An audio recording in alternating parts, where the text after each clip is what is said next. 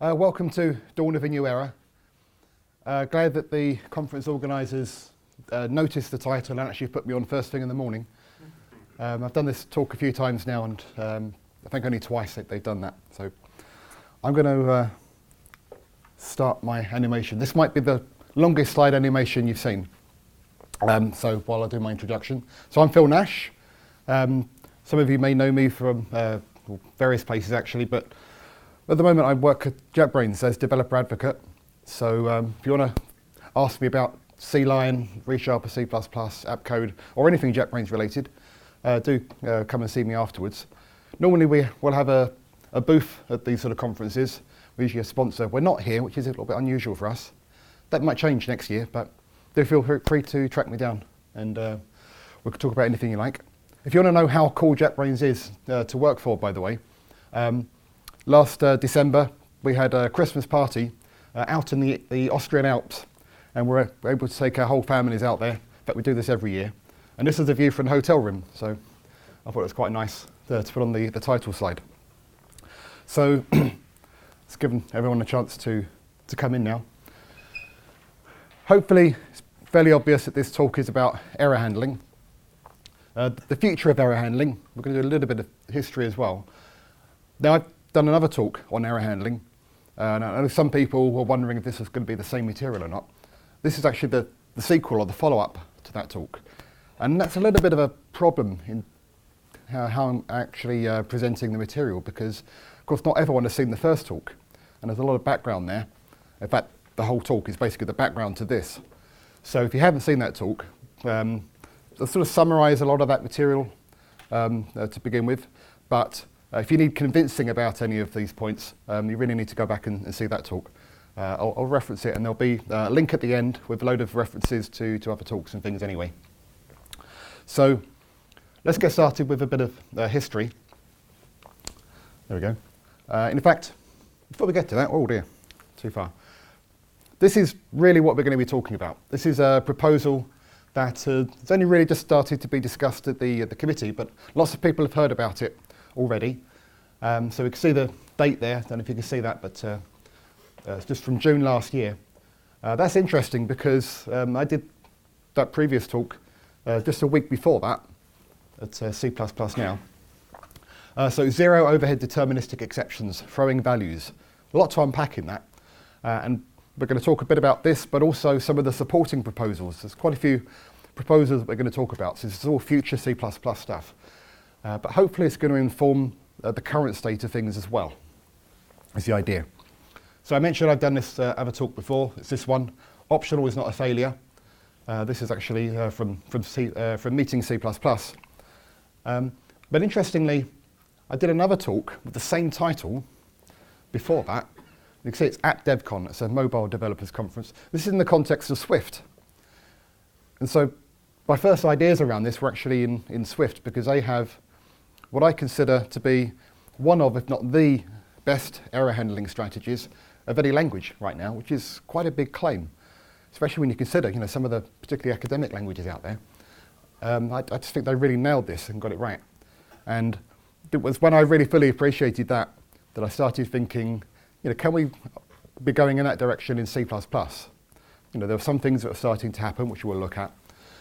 And I was thinking, if that's where we want to be heading, I want to start talking about this and getting the community interested in it, hence the other talk.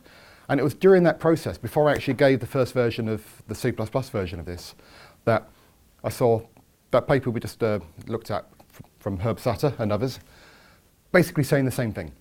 So that was really reassuring that lots of us are thinking in that same direction. So as a result, because that sort of came in quite late, that previous talk sort of builds up, and to right at the end, I introduced that proposal and also mentioned there's some others as well.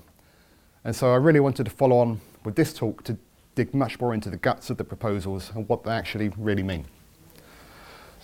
So continuing the history a little bit, because I've been interested in alternate error handling strategies for a while. And one of the first ones I came across was this exploding return types. Who's heard of exploding return types? No one at all. It's amazing. So these are actually quite fun. And I first heard about them probably here, as far as I can remember, thinking back from 2007, talk by Andrei Alexandrescu, Choose Your Poison. And he introduced this type, or template, likely T. And this was a type that seemed quite revolutionary at the time, to me at least. Fairly commonplace idea now, but this idea that it represents either a value or something else, in this case an error type. And there's a few other interesting things about it that haven't really stood the test of time. But the interesting bit for this purpose is this bit here. Likely T's destructor throws an exception. And even back then, that raised a few eyebrows. But this was sort of the whole point of the type, was that it would represent something that may have an error in it. And if you didn't check whether it had an error or not, then it would blow up in the destructor, hence exploding return type. So it sort of forced you to check your errors, because that was one thing with return-based error handling that people would often get wrong, is they'll just ignore the errors. Stops you from ignoring the errors. So that was quite interesting. But it wasn't the first time this idea was presented. I actually traced it back to Complang C++ moderated in around 2000. So this one from Ken Hagen. Out of intellectual curiosity, I wrote the following class. And again, here we go. In the destructor, it throws if something hasn't been checked. That's what we'll set RC. And even this referenced earlier work from Lisa Lippincott and James Hans. And in fact, somewhere else in this thread, James actually suggested that his version predated exceptions. So it's actually quite an old idea. Lisa actually weighed in to the thread. I really like this quote because it sounds a bit odd now, but let's not repeat the mistakes of the past. Model the copy construction and assignment on the current auto pointer and not the old broken one.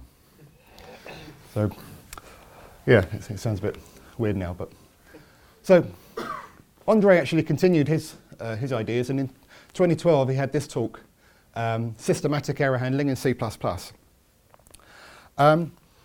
And his ideas had evolved a little bit, and one of the main reasons for that was, of course, between 2007 and 2012, we'd finally got C++ 11, and one of the things that had now was no except by default on destructors, which is a bit of a problem for the old exploding return types idea, but also represented this, changing of the tide of people saying, no, we shouldn't be throwing from destructors, so it had a bit of a bad taste. But there were still some really good ideas in this type, so not very clear because there's a photo of a slide within a slide, but this is the core of this type that he was presenting now. So it still had this idea of it either had the value you wanted or an error type, which we could actually access. There was just no throwing in the destructor. And this type he called expected, since back in 2012. And more recently, there's been a proposal for stood expected, which is really based on those ideas that Andrei presented to the community. So again, I rush through that a bit, but the main idea here is that this type either holds a value or an error type. And so it can be used for error returns. And again, this is not a new idea. This has been around for quite a long time, and many other languages have something similar. Here's just a few that I'm more familiar with. And starting, of course, with Haskell, because you always have to start with Haskell, don't you? Has this more general concept of an either type, which is either one thing or another. And then all of the other examples are called result, because they're a bit more, excuse me, a bit more customized for error handling. Because it turns out that works quite well when you tailor it a bit more. So they're all result of T and an error type, or just T and the error type is fixed, as in the case of Kotlin there. Note that Swift only got result type as of Swift 5. I mentioned earlier that I thought Swift actually had one of the most advanced error handling strategies. So, thinking about the future of error handling, and it only got result T just recently. This was earlier this year, it got this. And that's because we're going to go further than this. Swift was already there, and this was more like a stepping stone. It's only really come back and introduced this because it turns out it's actually useful for some other things. We may touch on that a little bit later. So we've got this stood expected, not in the language yet. That's still at the proposal stage, but hopefully we're getting it. There's other ways that you can do it in the language right now. But how does it actually work in practice? Let's start from there. So here's a little contrived example. ParseInt, so takes a string and tries to convert it to an integer. Just using string to do this because it's fairly understandable, not necessarily the best way to do it. Don't worry too much about that. What we want to highlight is how we convey errors.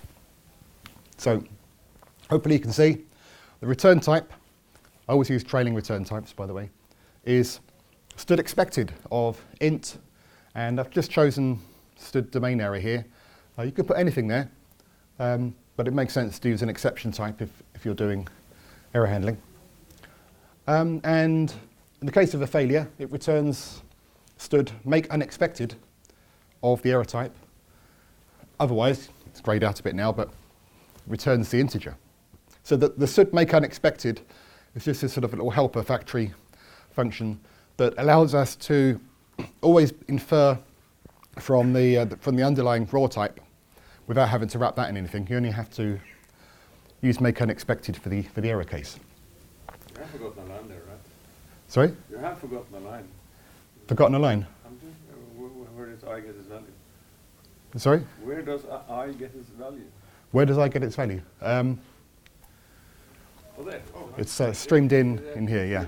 Yeah, don't get distracted by the actual code, but so the important bit is this. So it's fairly straightforward. We've got a much better understanding of these choice types now. We have stood optional, we have stood variant. They work much the same way. And in fact, you can do this with stood variant. And if you see my previous talk, we do look into that a bit. It's just not as ergonomic to use. So this is a much better fit for error handling, more intentional, it's easier to use, and much clearer. And again, as I went into much greater length in the previous talk, this performs really well as well. It's a very low cost abstraction. In fact, essentially zero cost abstraction.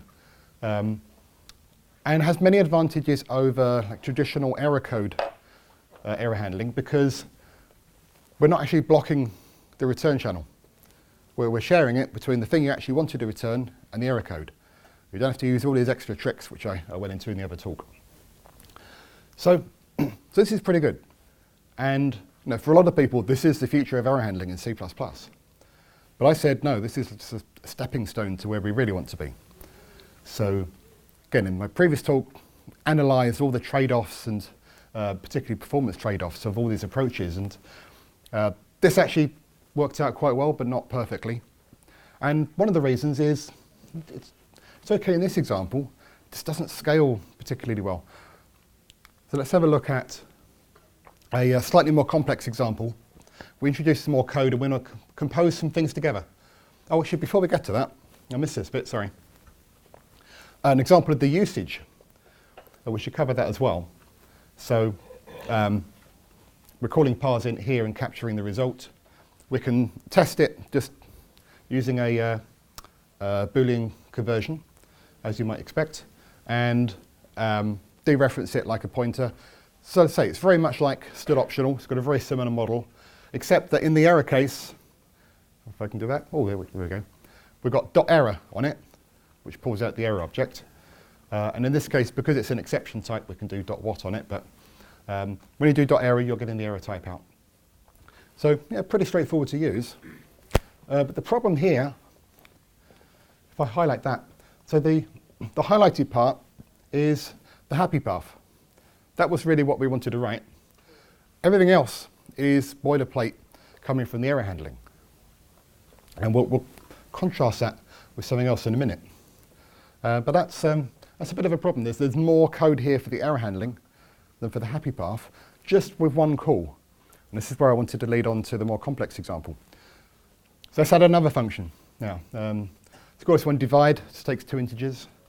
And trivial example, but we're just trying to guard against division by 0. And we're doing that by, again, returning a stood expected of int and domain error. So same signature, or same return type rather. Everything else is much the same. Now, if we want to, let's throw one more in as well that just takes an integer, returns an integer. Just going to add one to it. If we want to compose these all together, now we start to get code like this. And if you're reading it through line by line, everything makes sense and it's pretty straightforward, but that's really messy code considering all we're doing is calling one function, taking the return value, putting it into the next one, and so on. Again, most of that code is now boilerplate for the error handling, including all the nesting. It's not nice. And in many cases, you might be able to simplify this a bit by using early returns, just to invert the nesting a bit. And it is a little bit better, not much. I think the essential problem is still there. And you may have additional problems as well. But yeah, it's a problem, I think. If we wanted to adopt this approach for error handling in general rather than specific cases, then I think this is something we need to address. And fortunately, there are some ways that we can address this. In fact, for those that know this sort of thing, stood expected can actually be treated as a monad. So let's do the obligatory monads bit of the talk. We're not really going to talk about what monads are. What we're going to talk about is the consequences of that for stood expected. So here's another proposal. This is actually about stood optional, but exactly the same principles apply to stood expected. And in fact, the author of this fully intends to do the same thing for stood expected. It's just that stood expected itself is not in the language yet. So just substitute expected there. It will work the same way. So I think this was actually accepted into C++ 20 at the last meeting, so we are getting this, so that's good. So it's monadic operations for stood optional or stood expected. What does that actually mean? Let's drill into the abstract a little bit. It says, I propose adding transform and then and or else member functions to stood optional to support this style of monadic programming. We'll have a look at what that means in a moment. But again, if you are familiar with the monadic style of programming, and many people are these days, whether they know it or not, in fact, you might know that transform is essentially a map function, and then is a bind. So particularly if you come from someone like Haskell or something more academic, that's what they mean.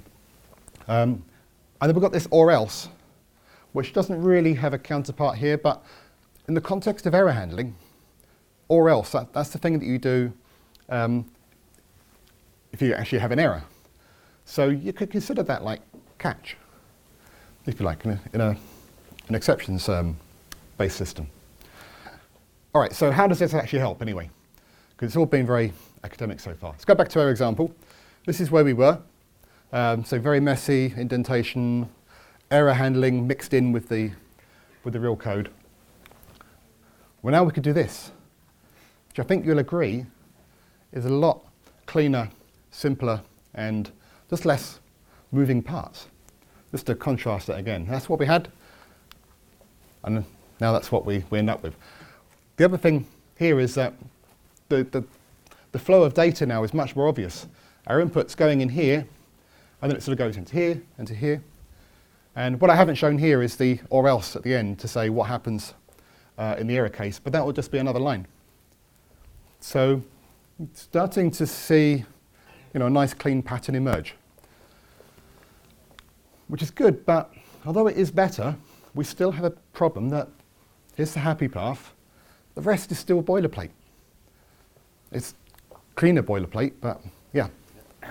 I mean, I see you do the first parts and then you do the second.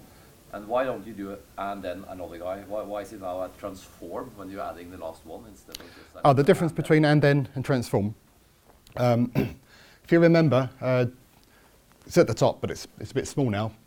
Divide takes an integer and returns a stood expected of int and error, whereas add one takes an integer and returns an integer.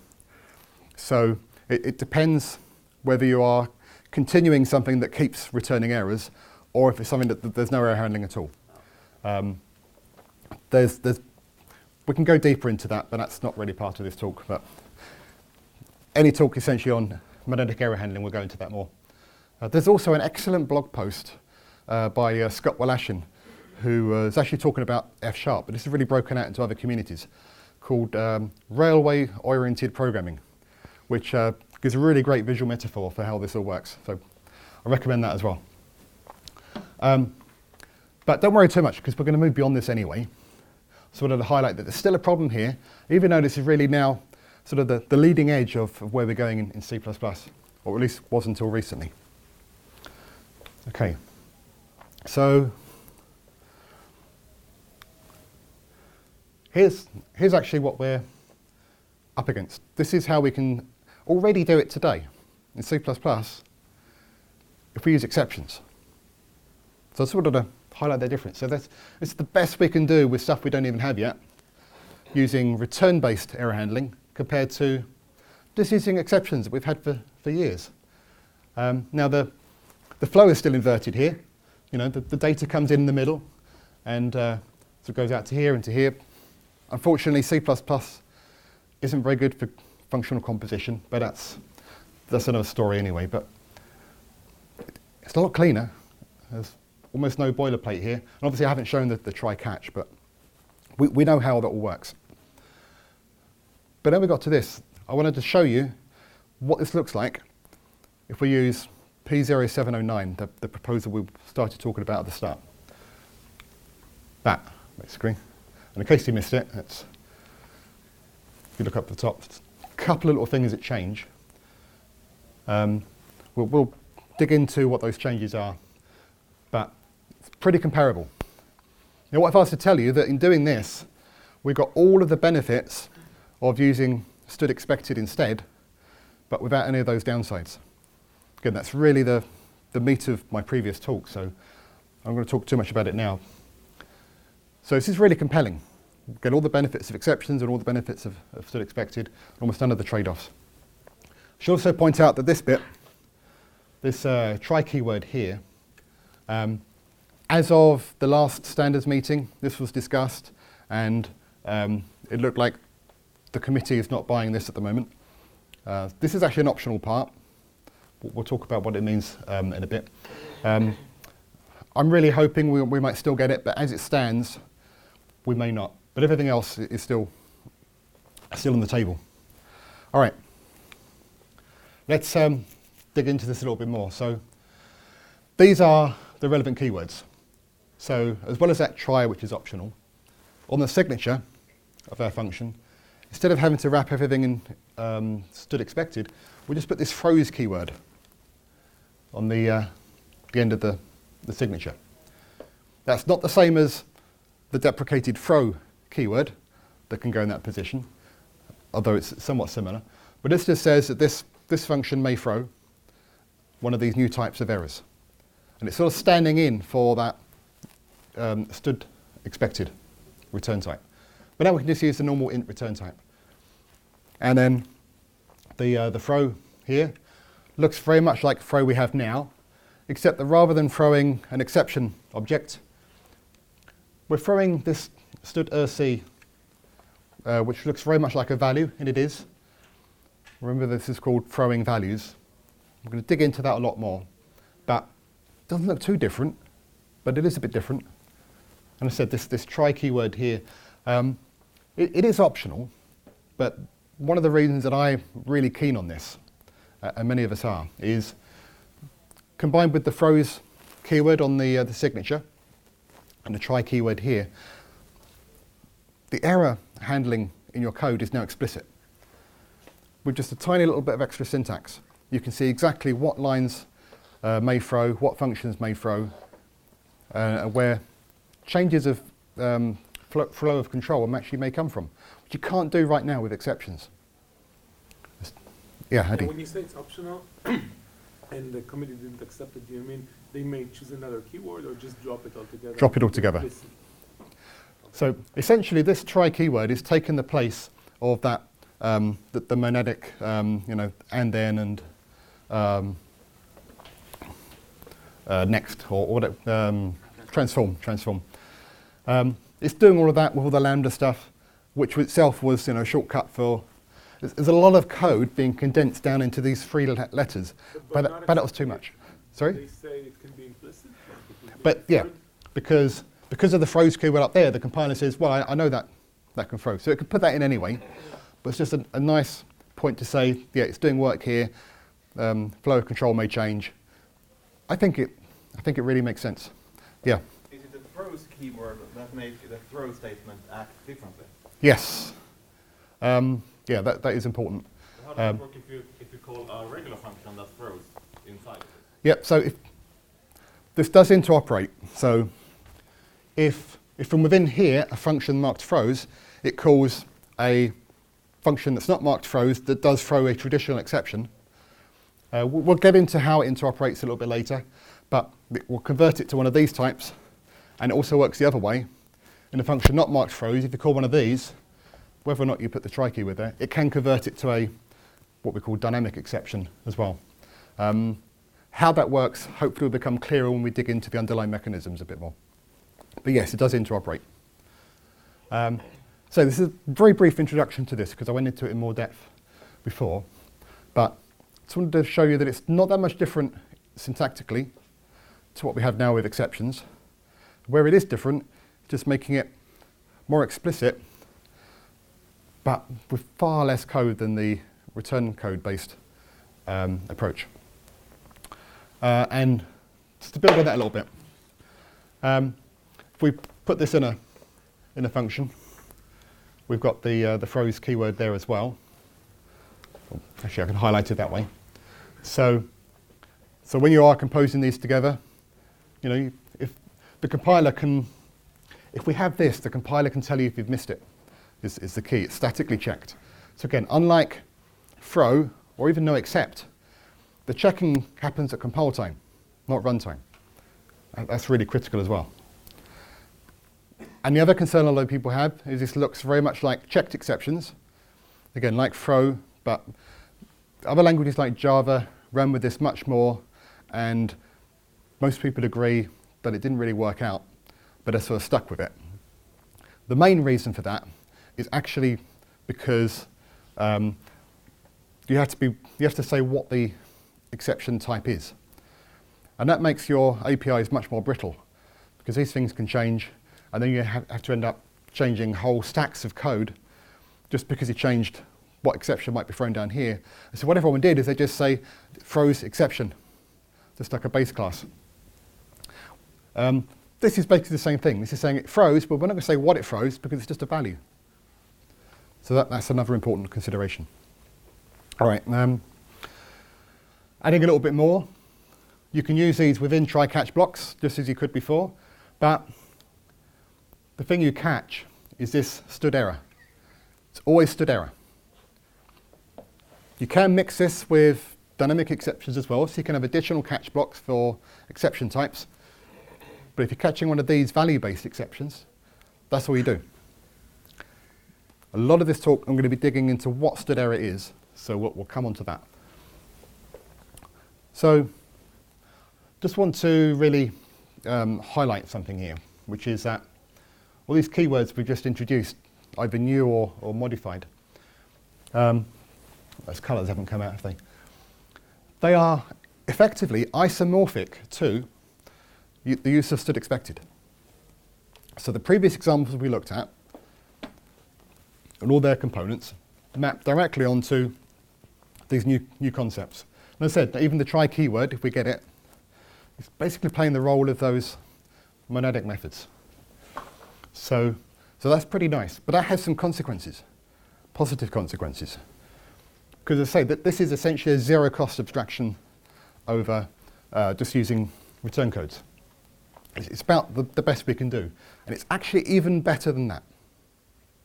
Because in this case, it's a library-based solution, and it's not adding any overhead, but when you're baking this into something the compiler understands, it can do even more. It can start putting more things in registers, and it can remove stuff that it knows it doesn't need. And in fact, there's an unused bit in one of the registers on the return channel that can be used as the discriminator for whether something is a value or an error type, which means you can get that part essentially for free. And for most return types, the size is not going to be any bigger. So there's essentially no overhead over not using error handling even. Because on the call site, you've got branch prediction as well. So essentially, that's the promise. There's no implementations of this yet. So we'll see how it actually plays out, but that's a really nice promise. I say there's no implementations. Yeah. Can you repeat that about a bit? I didn't understand it. Yeah, I mean, I don't know the details of which register, but there is a register that's used for the stack variables, where there's one bit that's unused currently in all the ABIs that we know about, that we could use to say whether, if you were effectively doing stood expected, then you've got to discriminate between the actual value, like the integer, or an error type. So you'd normally have like an extra Boolean field. Well, we can stick that in this bit. So we don't need any extra storage for that, and it's all in registers. So that's quite a nice effect, which means, at least size-wise, there's no overhead. And to some extent, even at runtime, there's no overhead. Not just no overhead, but no overhead over not doing error handling, which is really significant. I say there's no implementation of this yet, of these keywords in C++. But this is essentially what Swift is doing as well. I mentioned that at the start, and that's significant because they've been doing this now for about 3 years. And they make all the same promises and guarantees, and they're delivering on it. Can't always compare one language to another, but in this case, particularly as Swift was originally designed by people with C++ backgrounds, we're reasonably confident that we'll be able to get the same benefits. But again, we can't guarantee it until we're actually there. But that's really nice, I think. So, go back to this.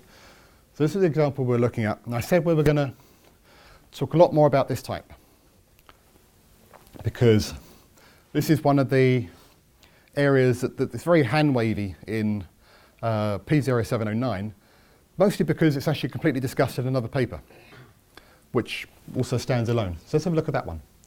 This is P1028. It's got quite a long title.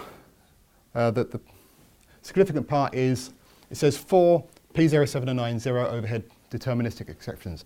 So it sounds like this is purely a supporting paper for our static exceptions paper. Don't let that mislead you. This actually stands alone and is very worthwhile in its own right, for reasons that hopefully will become obvious.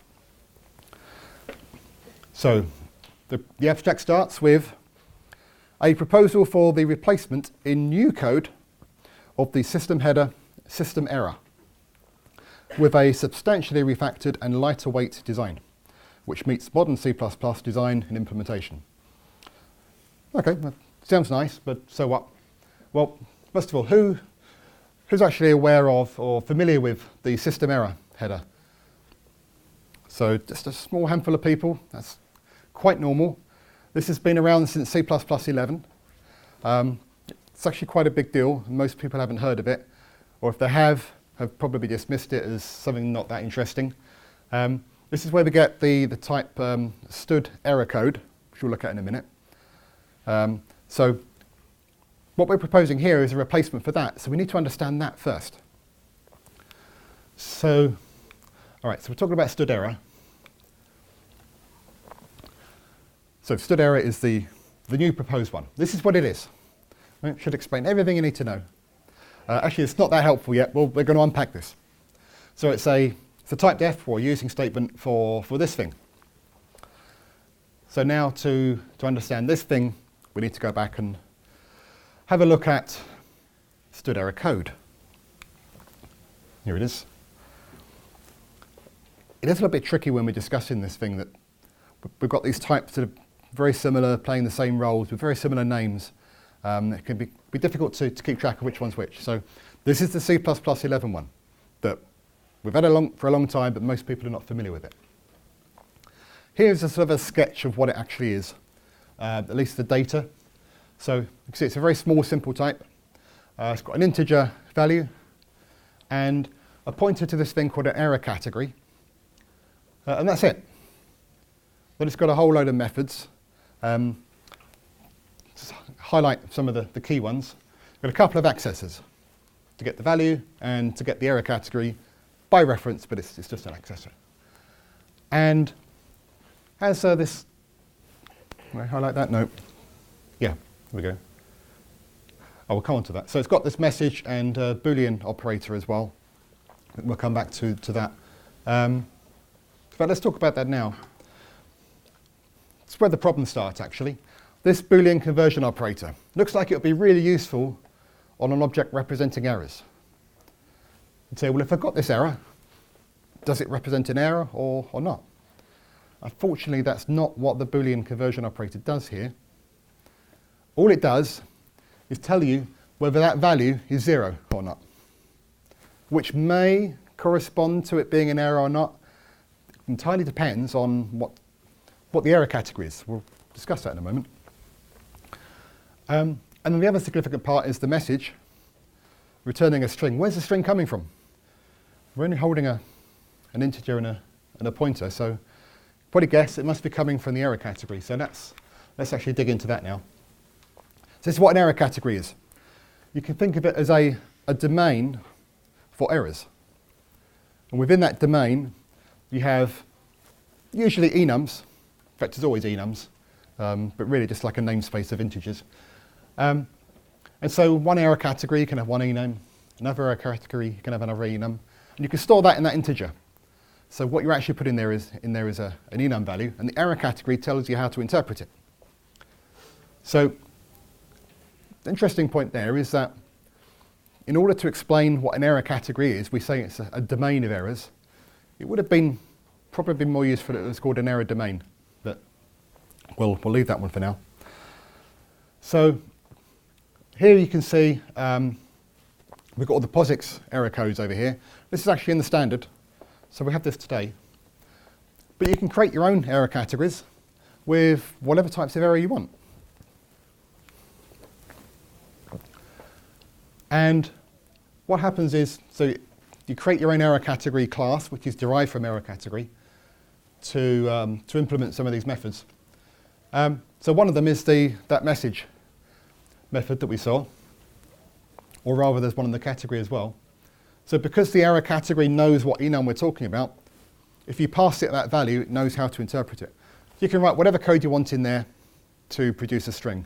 It could be a lookup table, it could be a map, it could be a switch statement, it could just be a string conversion if you like, but that's how we get the message. And then you've got these equivalent methods. They're interesting because if you've got just one error category or error domain, then comparing one error code to another is pretty straightforward.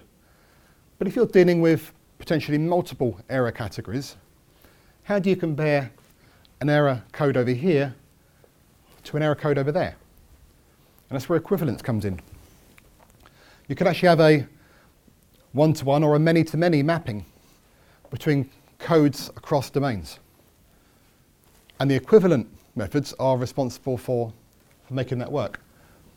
So there's a couple of overloads here. You can see one takes error code, but this one takes something called error condition. So you get another type, and this is where it gets a little bit hacky, and there's another problem with this particular design. Error condition is basically exactly the same type as error code, except it's a different type so that we can overload here. So that when you're using an error condition, you get equivalence comparison. And if you're using an error code, which we didn't see before, you get an explicit bit-by-bit comparison. So you can get either type of comparison, which is useful, but the way it does it is very subtle, very easy to get wrong, and even people that are very familiar with this design still struggle with this a bit. So it's another one of the weaknesses and strengths of this design. But it's a really useful property, being able to compare across error domains. So that explains where message comes from as well. Let's just summarise some of that and point out a couple of the other problems with error code.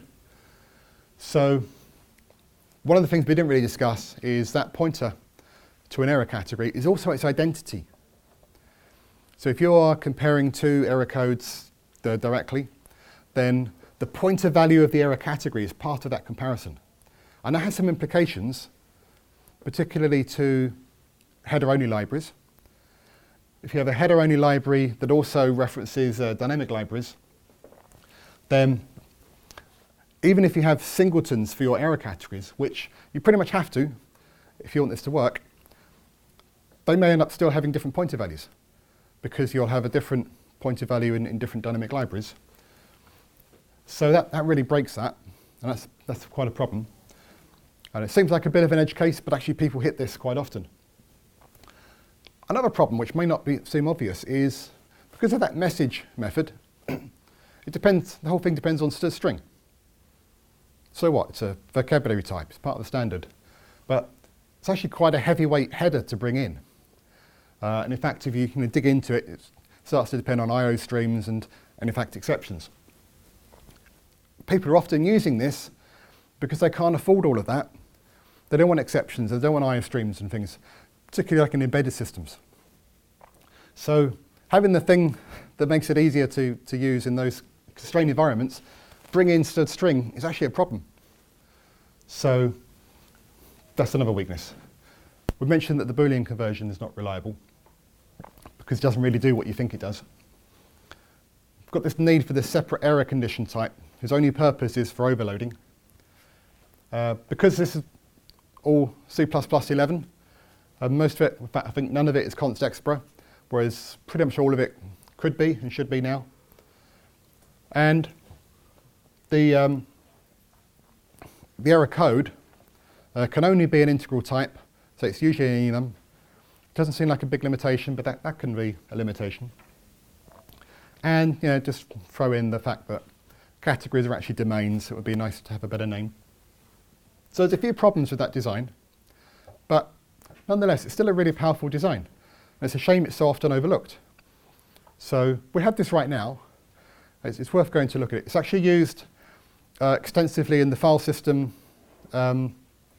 library and the networking TS. It's no coincidence that both of those libraries originally came from Boost, and as did error code itself. And it's the same group of people that worked on those things, and have got them into the standard. So particularly if you use file system or networking, you really need to know about this anyway. But even if not, it can be really useful. So let's have a look at what we're proposing now, stood error. To understand that, we need to understand this template because this is at the heart of it. Status code. And apart from the fact it's a template, it looks very similar to where we started with error code. We have a value, which now is actually more generic because of the template. That solves one problem. And you have a pointer to something that's now called a domain. Yeah, it fixes the naming problem. But otherwise it looks very, very similar. And that's deliberate because we're trying to solve the same problems. So here's that using statement again. So you can see there's already a bit of a mismatch. We're talking about status code, but we actually want errored status code. So what's the difference? The only difference is that errored status code checks in its constructor whether it's been constructed from an error or a non-error type. And will actually throw an exception if you try to construct it with a non-error type. So it'll always be an error code. Once you've got one, you can guarantee it represents an error. You don't have to check. You don't even need the Boolean conversion. It doesn't have one anyway, by the way. They took it out. So for our purposes, for stood error, that makes sense. It's only ever an error. Don't have to check that. And then you've got this erased system code value type bit. That's what our value up here is. Yeah, we can see that. So that was an integer before. This seems a bit more complex now. Is it worth it? What is it? Use of the term erased suggests that it's a type erase object, and it is. And the argument to that system code value type is actually the storage type for the erased object. So it's anything that can fit into whatever system code value type is, which for our purposes happens to boil down to an int pointer t. Right, with me so far? So we have an erased type that can fit into an int pointer t, anything that can fit into an int pointer t, which of course could be... What is an erased type? Sorry? What is an erased type? An erased type, okay, good question. An erased type is something for which the type has been erased. More helpfully, if you've seen stood any, that's an excellent example of an erased type, but there's other examples in the standard. Stood function does the same thing. So the actual thing it's holding is not what you get as a value type. It's something usually polymorphically derived, where nothing's actually keeping track of what the actual derived type is, except for the thing itself. That's sort of essentially been erased. So here, anything that we can hold in something the size of an int pointer t could be there. Okay. But if there's something else that knows what that should be, it can get it back out. So maybe that'll become clearer as we carry on. Because this is effectively what we're getting from that using statement. So not exactly like this, but so we've got the status code domain, and then we've got this int pointer t for our storage. We think of it like a union, where we can actually put something else in there instead, as long as it's the size of an int pointer t. So we could put any integer, we could put any num, and we can put any pointer in there, which wasn't quite true before, although in practice it often was. So that's nice. So a little bit of complexity to explain that, because it's a more general design and can be used for other things as well. But that's really what we want for our purposes. Let's go back to that summary. Well, this is a summary of how this fixes things. So domains are called domains. Okay. Now that problem with error categories, the pointer value being part of its identity, is not the case here. To compare to error domains, the domain itself at design time is assigned a random uint64 integer, which is, you're not going to get clashes, is the point. It's big enough that if you use the right generator, even in the proposal, it tells you what generator to use, you shouldn't get clashes. This will be unique. But that means that you don't have to worry about pointer values being comparable. Fixes that. The value itself, so this is part of the general design, can actually now be any small, trivially copyable or movable type. And we're going to discuss what that means in a moment. But for our purposes, it's an enum or a pointer. Now, it also doesn't have a dependency on stood string. As it's currently worded in the proposal, this hasn't really gone through the committee yet. They just saw it for the first time in Cologne. Positive high-level review, but we haven't dug into the details. I think this might be one of the sticking points, because it actually defines its own string ref type for this purpose, which I'm sure people are going to have a problem with. Hopefully we'll resolve that, because I think this could be a sticking point otherwise. It's mostly const expr, as you would expect. Took out the Boolean conversion. We don't need that anyway, because we're the errored status code. And there's another thing. We took out this separate type, the error condition. Now, all comparisons are equivalence comparisons, because it turns out that's what everyone used them for anyway. So compared to stood errors, it will always be an equivalence comparison. So if they belong to different error domains, then that equivalence mapping will come in. What if you actually want to do an explicit identity comparison? We can always just compare the value and error domain. You can still do that manually, but most people don't need that most of the time. So this gets rid of that confusion with the separate type. So that's nice. So this actually seems to fix all of the problems with stood error code. So that's a good sign. Well, let's dig into this thing about the small, trivially copyable, relocatable type. So we're talking about this erased int pointer t type. Now, int pointer t itself is automatically trivially copyable and trivially relocatable. And what that means is that, well, to copy it, you essentially just have to do a mem copy, or if it's in a register, just copying a register. Trivially relocatable means you have the same property even for move-only types. So moving something is just a case of a mem copy. And we don't have that yet. There's another proposal for that, which we'll look at in a second. But those two properties are really important because we're not actually dealing with an int pointer t, we're dealing with this erased type. So the compiler doesn't know those properties hold, which means it's going to have to be pessimistic about copying these things around. And that's really important for our performance guarantees. We want this thing to have zero cost or negative cost abstraction. So this part is key to that. So let's have a look at those other proposals. There's two actually.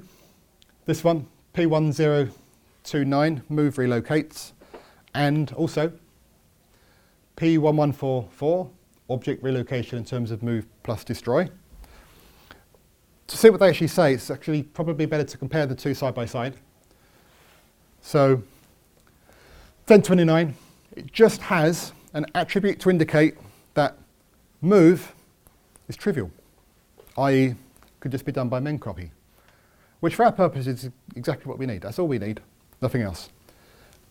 But when we're talking about this, there's other things that would be nice to have along with that, and that's what P1144 gives us.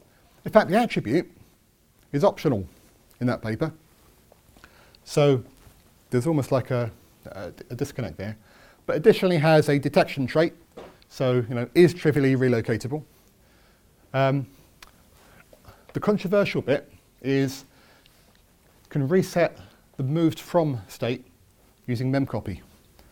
So what happens here is if you've moved from one value to another, then it can also default construct the value and move that in, copy that in as well, to reset the moved from. So this is what we often call destructive move, which, if you've been following along, has a long, tortuous history of being rejected.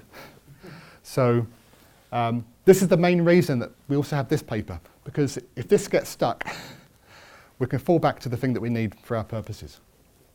But it'd be nice if you get that one, because that's actually quite nice.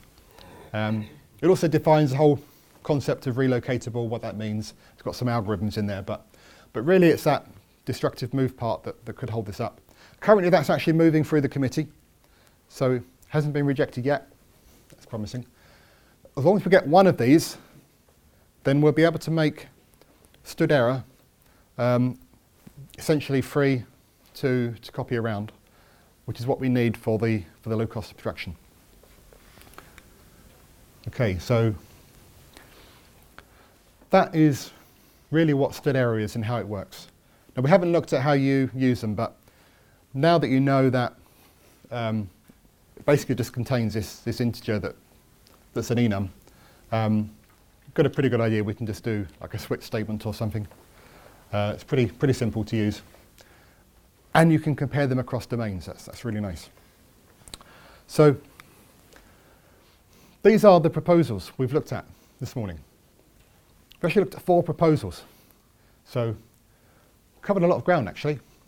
So the main one, zero cost deterministic exceptions, throwing values. That's the thing that gives us the throws keyword, optionally the try keyword, and the whole value-based exceptions. Supporting that, status code and standard error object, the replacement for stood error code. Supporting that, one of move relocates or the new version of destructive move. So hopefully you saw that actually all of those papers can stand alone. Even if we don't get the supporting papers, P0709 is still worthwhile, but it's better if we have these optimizations. even if we don't get P0709, it's worth having the improvements to std error code. And even if we don't get that, it's worth having move relocates or destructive move. So P1144 was presented in June, right? sorry? P1144 was presented in June, I think. Processed in June. It was presented in Presented. June. In Or July. July. Yeah. July in Cologne. What was the feedback? I don't think it was actually. At least I missed it if it was. I know it did have a pass through before, certainly in San Diego. It's been seen a couple of times, and it is progressing through, but I don't think it's hit the big rooms that are going to tear it apart yet. So it's still in the queue essentially, but it is being discussed. Actually, all of these were discussed to some extent in Cologne, except I think 1144, but all the others were. And so things are moving along, but it's very early days. We're still getting 20 out the door, and this is all 23 or later. So we're just beginning to discuss. That's why I say, although they basically turn their noses up at the try expression, that's not off the table yet. I'm still hopeful. So we looked at those in detail, but there's a couple of others as well. We mentioned stood expected in passing. That's still going through as well. Independently, so we may get both. We looked at the magnetic operations for stood optional. That's in. That's great. That's an update. We'll probably get the same for stood expected in that case. And then honourable mention, and again, another change from Cologne. Support for contracts. I didn't really discuss that here. I mentioned it in the other talk. But it is relevant because if we do ever get contracts, for those that don't know, contracts was in C++20, but in Cologne we pulled it out. Not for good. We pulled it out so that we could bake it a bit more. Hopefully we'll be in 23. That's another story, another talk. I mention it here because prior to it being taken out, the idea was we wanted to change a lot of places in the standard that currently throw exceptions to use contracts instead. Because the exceptions they throw are logic errors based on stood logic error. And it's been said that stood logic error is itself a logic error. Because you throw exceptions for things that will be recoverable. You shouldn't be recovering from logic errors. We won't dig into that now because there are some different schools of thought. But the point is there was a lot of support for this idea that most of those in the standard should be contracts, and by extension probably most people's application code, which means you take out a lot of uses of exceptions. And another part we didn't discuss, again, which I went into in the other talk, is there's an optional part of P0709 that says that heap allocation failure should also probably not by default throw an exception, but instead should terminate. Configurable, but there's actually a surprising amount of support for that idea. I'm not sure if it's going to make it through, but again, most of the rest of the uses of exceptions in the standard are bad alloc. Take out bad alloc and logic errors, there's like one or two places left in the standard. And that means that having a more explicit way of talking about exceptions in your code is much more palatable because there's so few of them. You want them to stand out. That's why I put contracts up there as well. It's a shame that we're not getting it in 20, but I think it's still relevant to put it in the mix here, given the time frames we're talking about. So that is actually the end of my talk. I mentioned the references. They're all on my website, levelofindirection.com/refs/dawn.html. If you can't remember levelofindirection.com, I also have extra-levelofindirection.com that redirects there. And another levelofindirection.com. It goes on. Or you can reach me on Twitter, or I'll be here for the rest of the day. So thank you.